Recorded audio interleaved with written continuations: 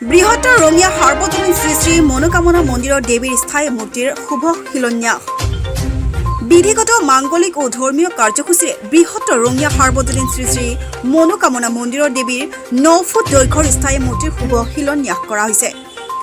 মন্দিৰ নিৰ্মাণ কাৰ্যৰ অন্যতম উপদেষ্টা তথা মুখ্য ব্যৱস্থাপক অতিৰিক্ত উপায়ুক্ত তথা ৰঙিয়া মহকুমাৰ মহকুমাধিপতি দীপন বৰ্মন আৰু ৰঙিয়া পৌৰসভাৰ পৌৰপতি অমৰেন্দ্ৰ লহকৰৰ উপস্থিতিত শ্ৰী শ্ৰী মনোকামনা দেৱীৰ স্থায়ী মূৰ্তিৰ শিলান্যাস কৰে বিশিষ্টা সমাজ সেৱিকা তথা ধৰ্মপ্ৰাণ মহিলা ঝৰ্ণা বৰ্মনে।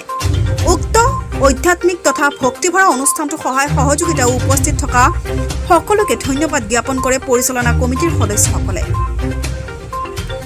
ৰঙিয়াৰ পৰা মইনুল হকৰ ৰিপোৰ্ট।